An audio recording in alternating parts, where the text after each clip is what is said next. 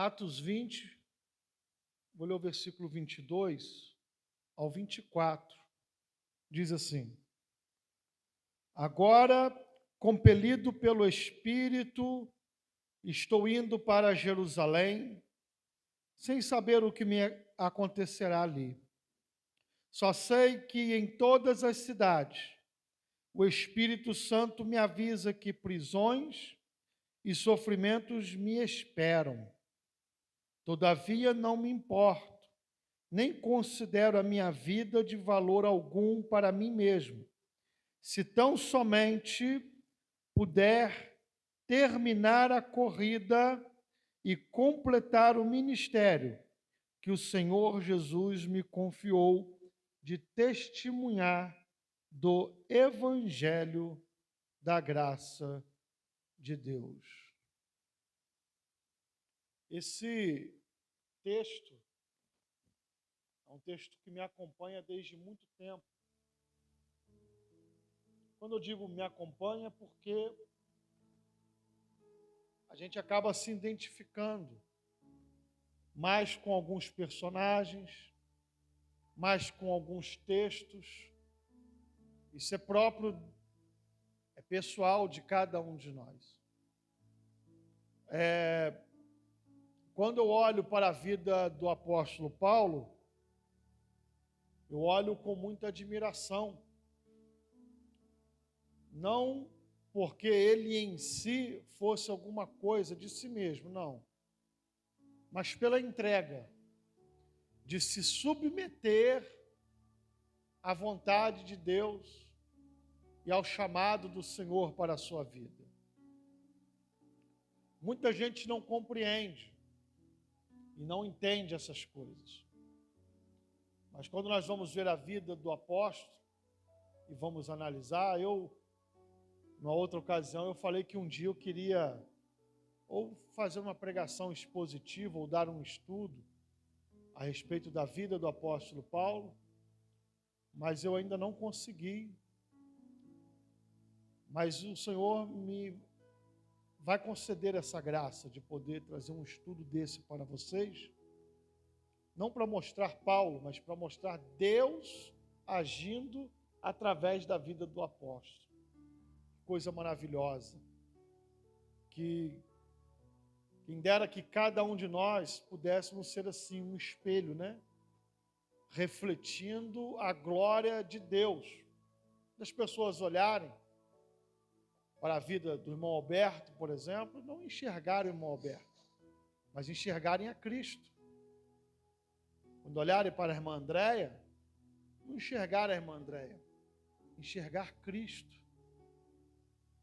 As nossas vidas são o evangelho que o mundo lê. Vocês entendem a metáfora? As pessoas olham para as nossas vidas, olham para o nosso testemunho, e essa é a maior e mais poderosa pregação que existe. É o testemunho. São as palavras acompanhadas das atitudes. Vocês imaginam se Jesus Cristo pregasse e ensinasse tudo o que ele ensinou? Pensa, Marquinhos. Se ele ensinasse tudo o que ele ensinou e no final das contas ele não fosse para a cruz, se recusasse a ir para a cruz, de que valeria todo o ensinamento dele? Valeria nada. Cairia tudo por terra. A mesma coisa é a nossa vida. A nossa vida, ela está pautada nisso, e isso é algo que me incomoda. Pessoalmente falando, eu não tenho que tomar conta da vida de ninguém, eu só dou conselhos. Mas pessoalmente falando, me incomoda muito. As situações que envolvem a nossa vida. Mas você está preocupado com o que os outros vão achar? Não, eu estou preocupado em ser pedra de tropeço para as pessoas. Eu já cansei de ver crentes falando, eu não estou nem aí para o que os outros pensam, a minha vida é a minha vida. E não é assim que funciona, não. Isso não é evangelho. O evangelho é aquilo que Jesus Cristo falou lá em Mateus 5,17. Assim resplandeça a vossa luz diante dos homens, para que vejam as vossas boas obras e glorifiquem a vosso Pai que está nos céus. O problema é que as pessoas não leem a Bíblia como deveriam ler. Lê atropelando, lê de qualquer forma. Mas olha a responsabilidade que existe no nosso testemunho. A luz deve resplandecer em nós, através das boas obras. As pessoas devem olhar para nós, para as nossas obras e glorificar a Deus. Uma pergunta agora ecoa através dos séculos e dos milênios. Será que as pessoas que estão à nossa volta estão glorificando a Deus por causa das nossas obras? Qual é o tipo de obra que nós temos produzido, que nós temos feito, e o que as pessoas têm olhado e têm falado dessa obra? Meus irmãos, eu preciso falar isso com vocês. O Evangelho, ele é um chamado para o arrependimento. Essa é a mensagem do Evangelho.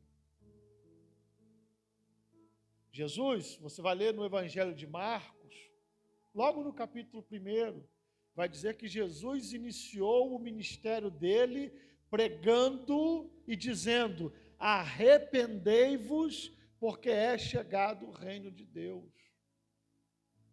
Arrependimento é parar e voltar. É direção oposta. Se você estava indo para a direita, agora você vai ir para a esquerda. É reviravolta. É arrependimento. É não andar mais naquele caminho.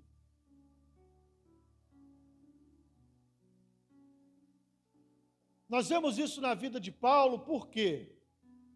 Ele vai, em algumas ocasiões, ele vai dizer: sede meus imitadores. Como eu já vi pessoas distorcendo isso. Sede meus imitadores. As pessoas, nós temos que imitar a Paulo, olhar para... Não. Sede meus imitadores como eu sou de Cristo. É preciso entender e compreender o contexto. É imitar. Tem um telefone tocando aí. É da senhora, irmã Graça?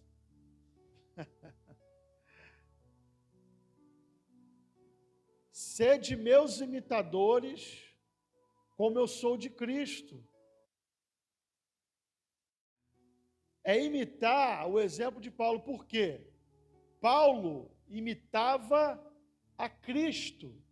Não é que Paulo está dizendo, imitem o Paulo. O homem Paulo, não. Imitem o que Paulo está fazendo no sentido de imitar o exemplo de Cristo.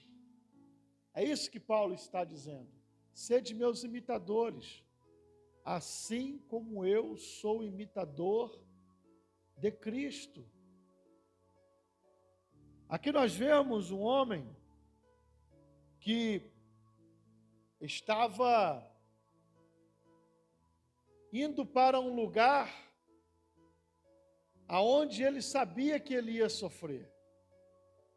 Eu li na introdução, na palavra introdutória, todo o texto com vocês. Depois vocês podem analisar. Vai do versículo 13 até o versículo 38.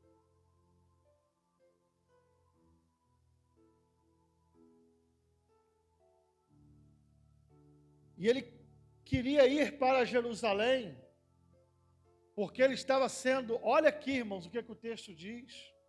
estava sendo impelido pelo Espírito. Quem aqui gosta de sofrer? Faz um sinal aqui com a sua mão. A Andréia? Levantou a mão. A pessoa gosta de sofrer, depois nós vamos fazer uma oração especial pela senhora, mandando Deus derramar as lutas e provações lá. Deixa eu dizer uma coisa aqui para vocês. Enquanto muitos cristãos reclamam de tudo, e às vezes por qualquer problema já pensam em desistir da caminhada, não vou mais para a igreja, não quero mais saber de servir a Deus, fica com raiva, não vou mais orar. Por causa de algumas lutas e provações, deixa eu dizer uma coisa aqui para vocês, vai estudar a vida de Paulo. Ele estava sendo impelido pelo Espírito para ir a Jerusalém. Quando você continua a leitura do texto, você vai ver que em Jerusalém Paulo só passou luta, só passou trabalho, foi açoitado, foi preso, foi espancado, foi injustiçado, queriam matá-lo, armaram armadilhas para ele, enfim, uma série de coisas. Ah, mas por quê? Porque Paulo estava metido com politicagem? Não. Paulo estava metido com coisa errada, com corrupção, com pilantragem, dando cano nos outros. Paulo estava mexendo com a mulher de alguém? Não, irmãos. Hoje, nós vemos por aí pseudos cristãos, até líderes, que sofrem retaliações porque estão fazendo justamente isso, vivendo uma vida de pecado, e depois querem dizer que estão sofrendo perseguição. Perseguição não, isso é demônio. É excesso de demônio na vida da pessoa. Nós aqui estamos falando de um homem que está sofrendo perseguição por causa do Evangelho. Está se cumprindo na vida dele aquela profecia de Jesus Cristo que disse: vocês serão presos, falarão mentiras, vão perseguir vocês, vão matar vocês por causa do meu nome. Mas aquele que resistir até o fim, esse será salvo. O Espírito Santo está impelindo Paulo para ir a Jerusalém, e ele disse que de cidade em cidade, aonde ele estava passando, que ele estava viajando, indo em direção a Jerusalém, homens e mulheres de Deus estavam sendo usados, estavam advertindo ele: olha, o que está reservado para você é sofrimento, é cadeias, são algemas, são guilhões, açoites, muito sofrimento. Impressionante é que ele vai dizer: mas eu não tenho a minha vida por preciosa para mim mesmo. Ele não está falando da ótica de Deus, ele está falando da ótica dele. Eu não tenho a minha vida como preciosa para mim mesmo. Eu quero é que cumpra a minha carreira e o ministério que recebi do Senhor Jesus para dar testemunho do Evangelho da graça de Deus. Isso para nós é como um murro na boca do estômago. Enquanto muitos ficam dando desculpinhas para fazer a obra de Deus, esfriou, não vou. Ah, está calor, não vou. Ah, estou com uma dorzinha de cabeça, não vou. Ah, me deu uma dorzinha aqui nas costas, não vou. Não vou fazer. Cheio de nhenhenhé. Essa é a geração de hoje. É a geração de hoje, uma geração que não está fadada a fracassar. Já fracassou. Já fracassou. Deixa eu falar uma coisa aqui para vocês. Deus tem um chamado para as nossas vidas. Ouça e preste atenção no que eu estou falando a vocês aqui. Deus tem um chamado para as nossas vidas e não importa a idade. Deus chamou Moisés quando Moisés tinha 80 anos. Não importa a idade. Quando Deus quer usar, Ele usa, Ele chama. Samuel começou a servir o Senhor a partir dos 3 anos de idade. No templo. Então, esse negócio de dar desculpa, irmãos, não cola. Não cola. A gente inventa tudo, né? A gente, para dar desculpa, a gente é bom. Vamos inventar de tudo. Ah, eu não posso por causa disso, eu não posso por causa daquilo. Para com isso. Para com isso. Deus sabe que você pode. Não faça isso. Deus sabe que você pode fazer muito mais para a obra dele. Deus sabe que você pode fazer muito mais para a obra dele. E o fato de não fazer, irmãos, é um ato de responsabilidade. Seremos responsabilizados por tudo que fizermos ou deixarmos de fazer. Deus quer muito mais de nós. E o que você quer falar com isso, pastor? Eu quero mostrar para vocês que a obra de Deus, muitas vezes, e aqui é o exemplo do apóstolo Paulo, ela, para se concretizar, o caminho dela é um caminho de tribulação. E às vezes o crente não quer entender isso. Ora, Paulo estava desejoso de ir a Roma pregar o evangelho. Paulo não fundou a igreja de Roma. Foram os cristãos da diáspora, do dia de Pentecostes, que fundaram a igreja lá. Paulo queria muito ir lá para poder pregar o evangelho, para fazer a obra de Deus, ajudar aqueles irmãos, estar com eles. E já vi muita gente criticando, mas deixa eu te falar uma coisa, os caminhos de Deus não são os nossos. Olha a forma como Deus usou para poder fazer com que Paulo fosse parar em Roma. Primeiro ele tinha que ir a Jerusalém. E lá em Jerusalém ele ia sofrer todo tipo de perseguição pelos judeus. Tentaram matar ele em Jerusalém. Ele foi preso. Por causa da dupla cidadania dele, ele não foi executado. Então, por causa dele ter cidadania romana, enviaram ele para ser julgado em Roma. Olha o caminho. Olha o caminho. Vai para Jerusalém em sofrimento, é preso, é perseguido, é julgado, depois é levado para Roma.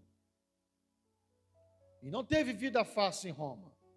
Em Roma, ele ficou preso. Mas de dentro da cadeia, ele começou a escrever cartas. Muitas delas estão aqui na Bíblia Sagrada. Escrevia cartas, pregava para os soldados.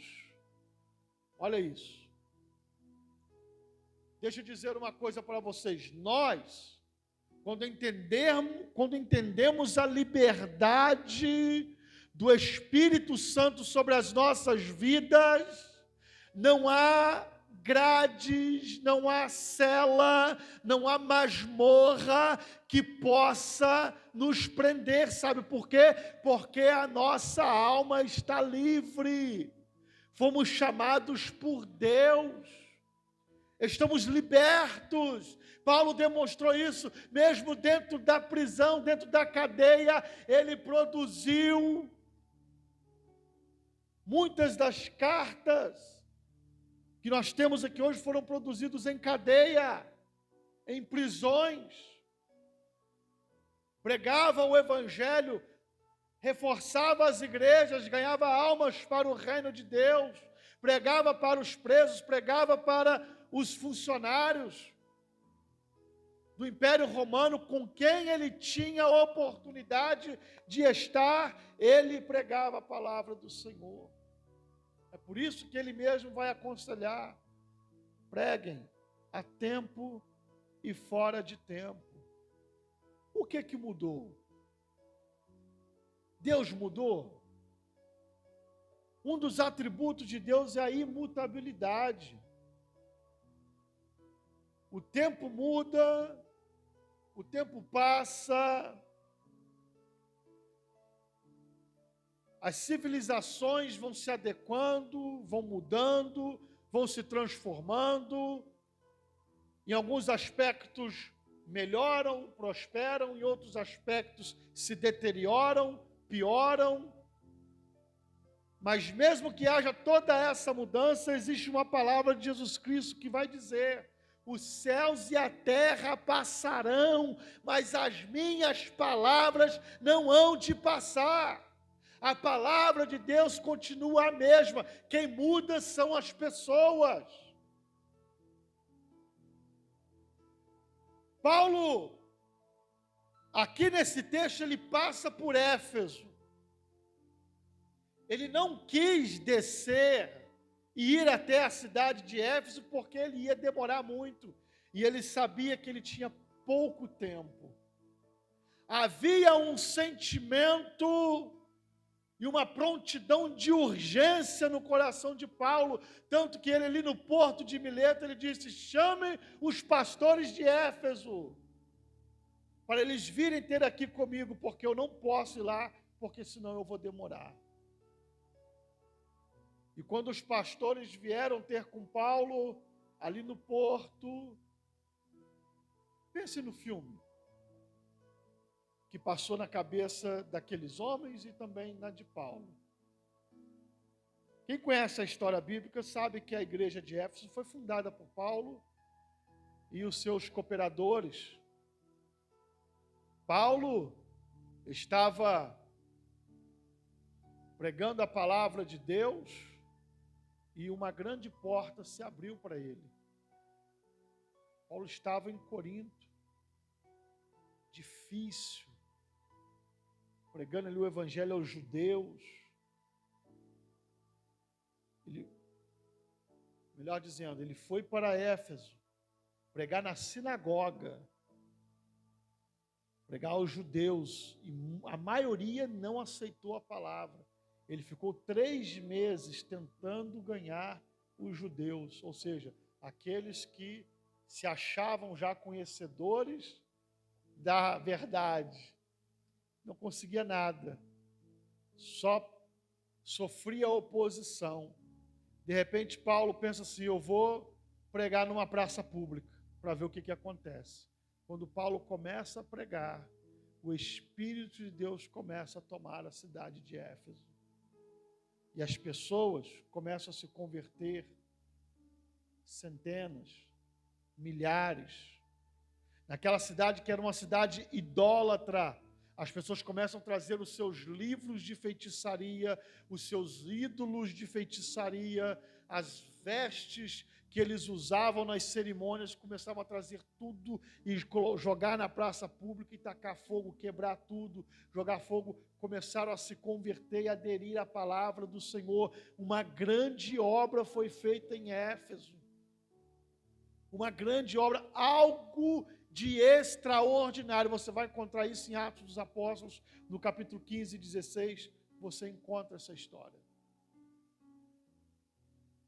E agora Paulo, que já tinha deixado a igreja consolidada, estava viajando por outros lugares, agora ele para no porto e pede para chamar os presbíteros, aqueles homens que ele ganhou para Jesus.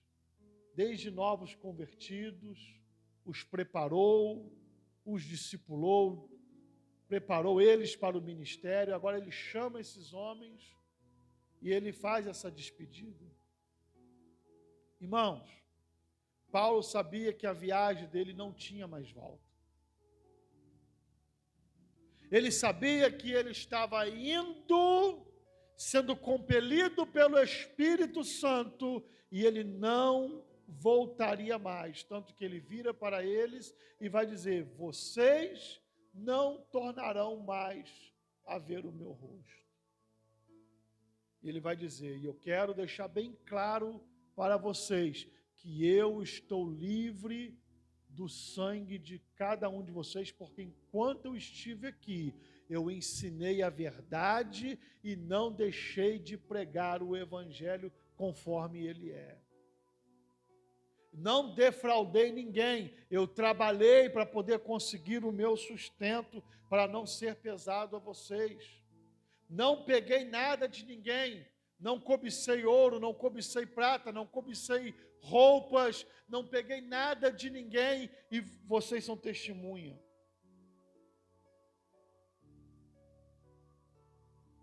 Vocês sabem que não deixei de pregar-lhes nada que fosse proveitoso, mas ensinei-lhes tudo publicamente de casa em casa.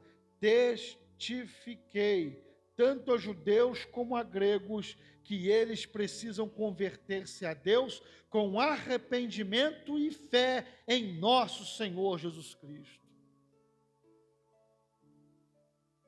Paulo não deixou de pregar, não deixou de ensinar.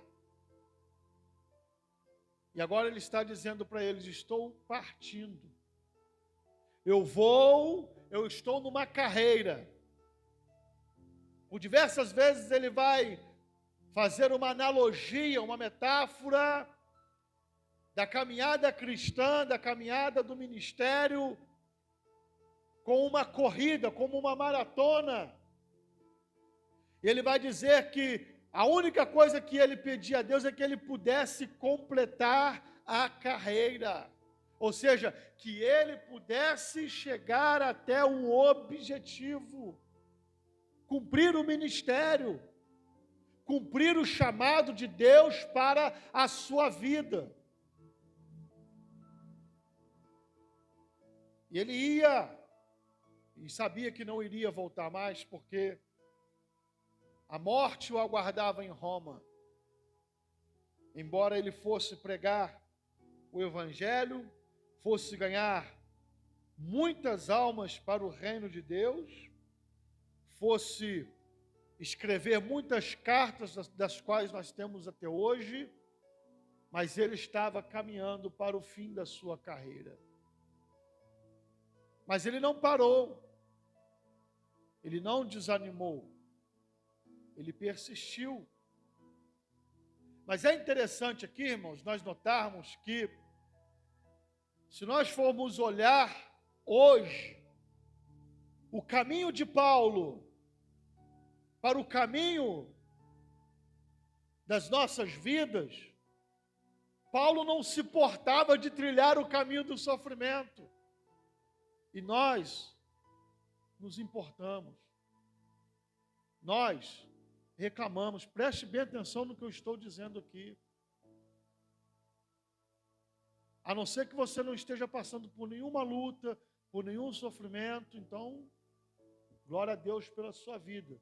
Mas isso aqui vai falar com quem está passando luta, com quem está passando tribulação. Ei, há circunstâncias que o caminho de Deus para nós, o caminho de Deus para nós é o caminho da luta. É o caminho da tribulação, irmãos.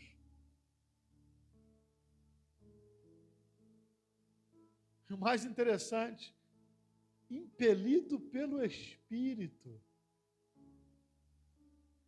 Esse evangelho dos dias de hoje, contemporâneo, que se prega aí nas igrejas da moda,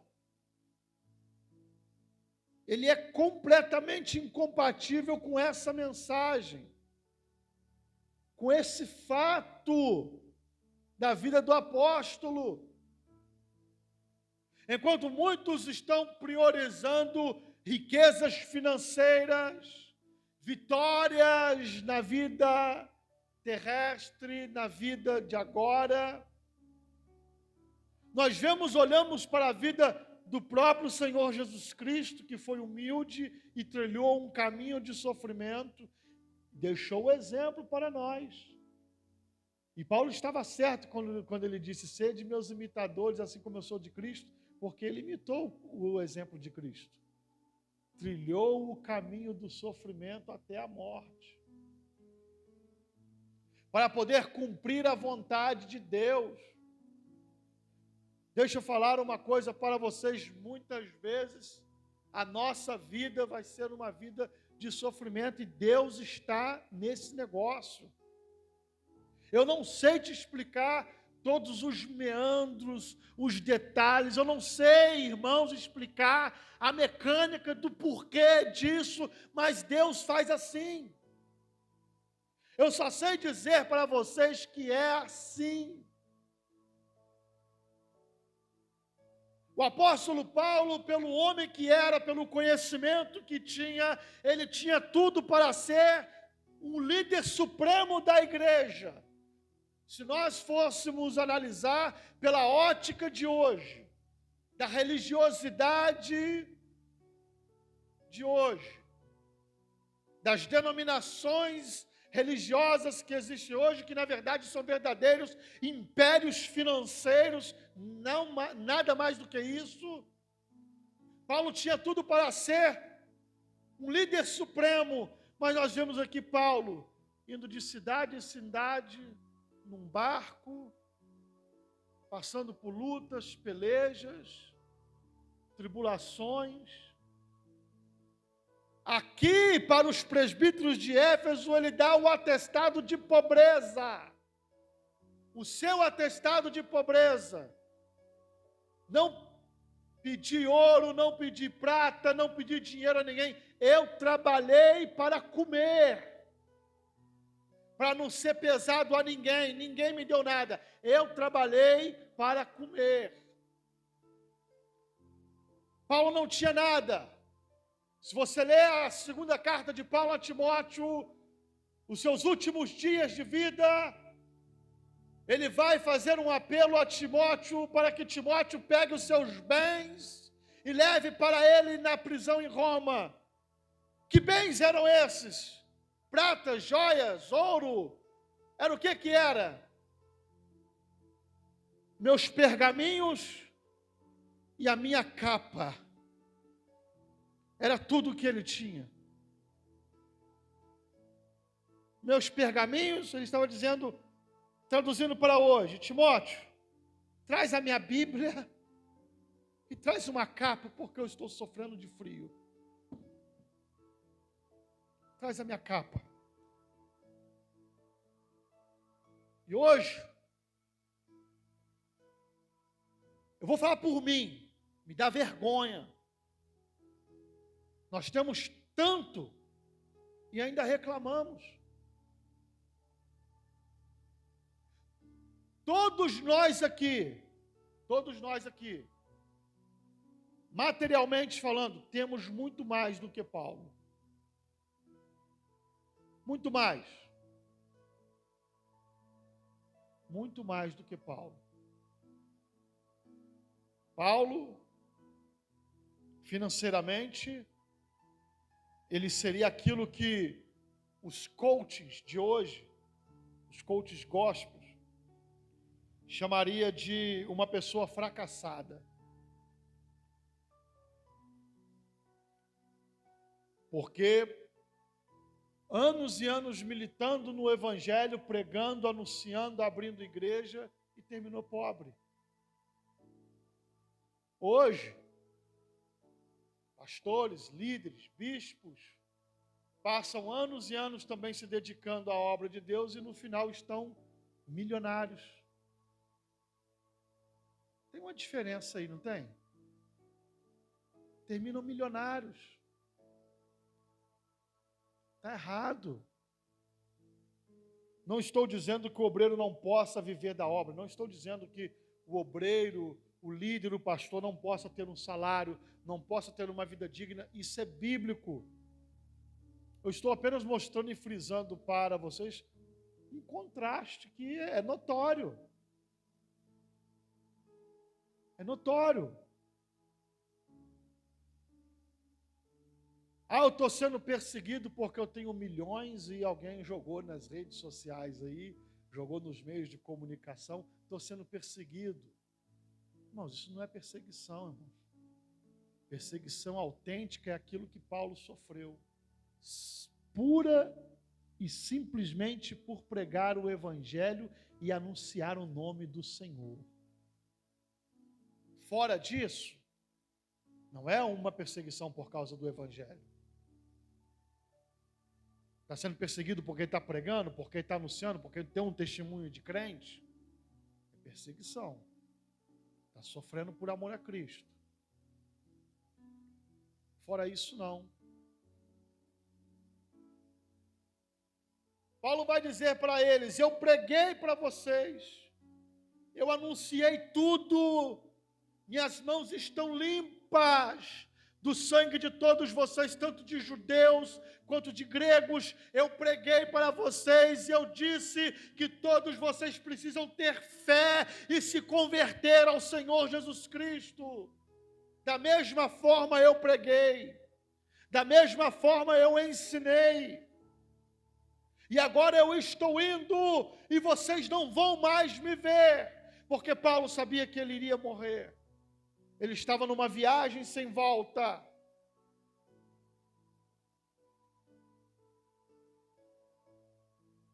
E Paulo vai dizer assim: quando eu for, eu vou entrar nesse barco e eu vou partir.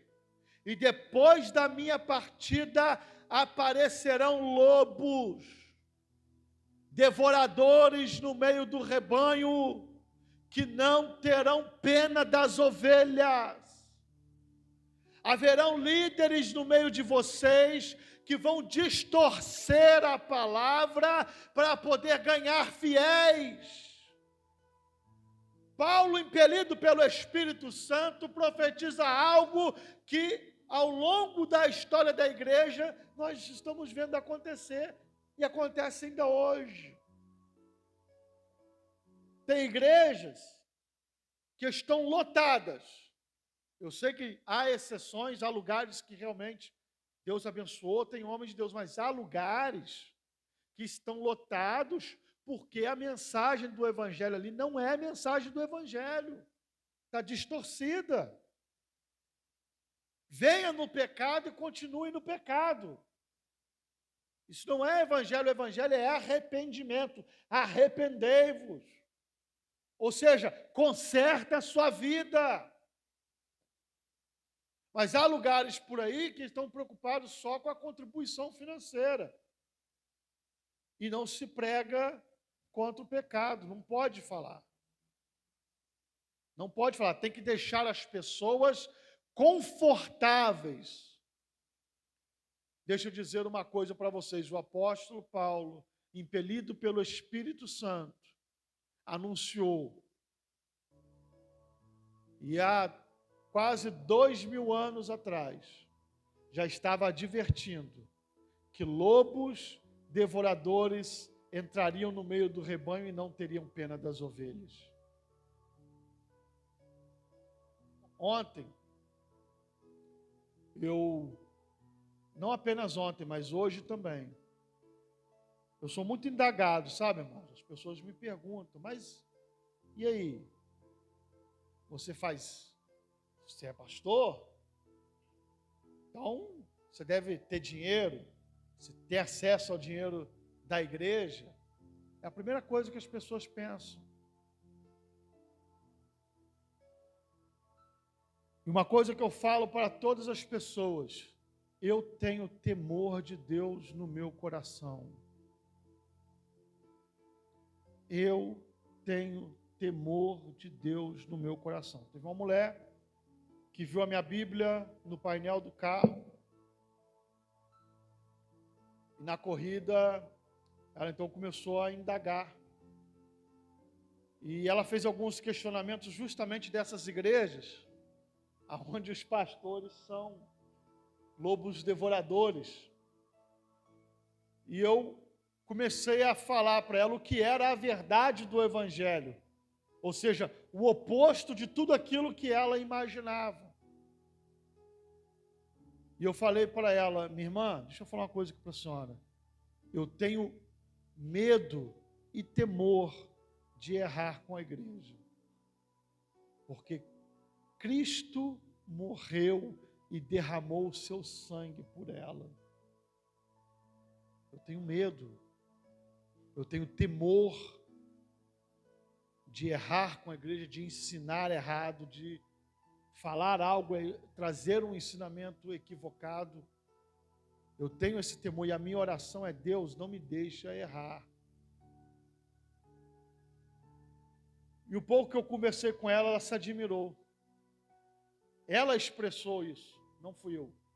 Ela expressou, ela falou assim: eu nunca ouvi ninguém falar o que você está falando. Em toda a minha vida eu nunca ouvi uma palavra como essa. Lógico que eu estou simplificando aqui, nós conversamos bastante. Eu não sei. Se abateu sobre a minha vida uma dificuldade muito grande. Mas será que isso não vem de Deus? Isso é questionamento meu. É óbvio que Deus tem a resposta certa.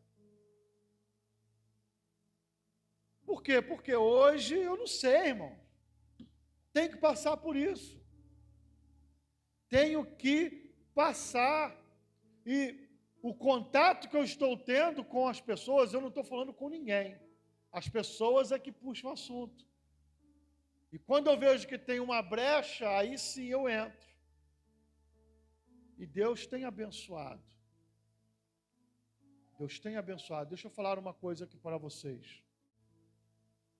Vamos ficar atentos ao chamado de Deus para as nossas vidas, porque, sabe, irmã Andréa, às vezes aquela luta e aquela dificuldade que vem sobre as nossas vidas, às vezes tem algo de Deus no meio daquilo ali. Às vezes você está sendo espremido, sabe, ô Maureni? Mas por que a gente, por exemplo, espreme um limão? Ou uma laranja? É para extrair o quê? A melhor parte dele. Aleluia! E às vezes Deus traz isso sobre a nossa vida, preste atenção aqui. Às vezes somos espremidos para poder sair de nós o melhor, para ser extraído de nós o nosso melhor. Se você pegar um limão e você nem cortar ele, você não extrai nada dele. Vai lamber a casca do limão para tu ver. É horrível. Mas tu abre ele ali, coloca ali, faz o suco, adoça, delícia, refrescante. A laranja é a mesma coisa. Você, tira ali, espreme, faz o suco. Tem que espremer. É isso que eu estou querendo dizer para vocês. Paulo estava passando por essa situação, e deixa eu dizer uma coisa para vocês. Nos momentos de maior tribulação sobre a vida do apóstolo Paulo, foi os momentos que ele mais rendeu na obra do Senhor. Deixa eu falar para você, tente entender isso, que esse momento de luta e dificuldade que vem e se abate sobre a tua vida, pense se Deus não está querendo extrair o melhor de você, e você ainda não entendeu, passe a entender agora. Os locais e os lugares aonde o Senhor te conduzir, aonde o Senhor te colocar, na presença de pessoas que talvez tu nunca imaginou que tu estaria na presença. Quem sabe não é a oportunidade que Deus está dando de fazer a luz do Evangelho brilhar sobre a tua vida e alguém poder glorificar o nome do Senhor através de você, através da sua vida. Glórias a Deus. Às vezes o Senhor vai nos colocar em lugares que nós nunca imaginamos. Às vezes nós vamos ter que sentar numa mesa de um gerente de banco para poder resolver um problema, né, irmão Maureni? Quem sabe Deus não está te colocando lá, porque através disso aí o Senhor quer fazer da sua vida um canal de instrumento para alcançar alguém. Eu não sei, não estou dizendo que é. Eu só estou dizendo que há pessoas que na fila de um hospital, doente e enfermo, oraram por outras pessoas e pessoas foram curadas. Curadas. Aleluia, Jesus. Glórias a Deus. Deixa eu dizer uma coisa aqui para vocês, irmãos. O caminho da vida do cristão não é caminho de pétalas de rosa, como muitos acreditam por aí, não. Eu não estou dizendo que você tem que sofrer, não, mas a gente constata que na vida da maioria é luta e provação. E nós temos que saber entender do porquê que nós estamos no meio disso. E se somos conduzidos para algum lugar, Paulo foi impelido pelo Espírito para ir a Jerusalém. Ele queria ir para Roma, ele foi impelido para Jerusalém. Glórias a Deus. E a obra de Deus foi feita, irmãos. Deixa eu te dizer uma coisa, Deus tem um chamado na sua vida, Deus tem uma obra na sua vida. Tente ser sensível ao Espírito Santo. Tente entender e compreender a situação que você está vivendo. Louvado seja o nome do Senhor. Que o Espírito Santo possa continuar falando ao coração da amada igreja. Que Deus possa continuar falando com cada um de vocês. Eu não sei por onde, qual é o caminho que o Senhor está conduzindo vocês. Cada um aqui tem o seu caminho, né? Tem o seu chamado, tem a sua vida, mas lembre-se, o Senhor está te conduzindo. Não seja insensível à voz do Espírito Santo. Tente entender que até no meio de lutas e adversidades, Deus está trabalhando. Amém? Deus abençoe a todos em nome de Jesus. Vamos louvar ao Senhor.